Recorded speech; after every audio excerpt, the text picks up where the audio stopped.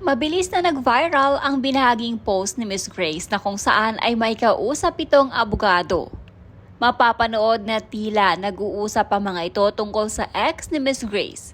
Wala namang binanggit kung sinong ex ang tinutukoy, pero mukhang ang ex-husband nitong si Pambansang Kolokoy ang pinag-uusapan. Kung pagbabasehan lamang ang mga naging komento at mga reaksyon ni Miss Grace sa komento ng mga netizens. Kapansin-pansin din ang hashtag na ginamit ni Miss Grace sa kanyang caption, lalo na ang hashtag #NotBluffing.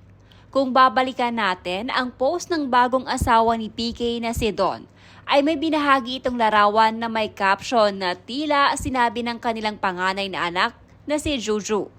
Ayon dito, "Look, we're not playing around. I'm not bluffing." Next stop, Raffy Tulfo. Tila ang hashtag ngayon ni Miss Grace na not bluffing ay belta niya sa naging post ni Don nitong nakaraan. Posted na ang naging pahayag na ito ni Don sa ating YouTube channel. Samantala, basahin naman natin ang ilan lamang sa naging reaksyon sa video clip na binahagi ni Miss Grace.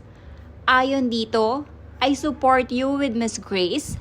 Maganda yung mga ganito para aware din tayo mga kababaihan sa mga karapatan natin sa mga ganitong sitwasyon at hindi nabubuli.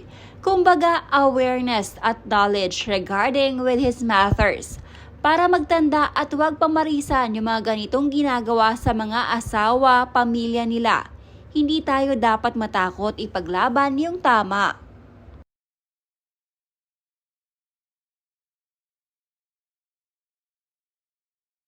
Pambansang Kolokoy, wala kang laban sa batas ng Pinas.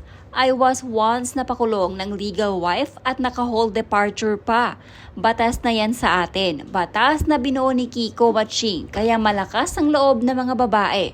Imagine sa babae lang ina-apply ang batas na yan? Bigyan ng leksyon si Sad Boy at Cavities para madaming huwag gumaya, lakas ng mga loob, di naman magandang ehemplo. Dapat maban ni Meta mga yan.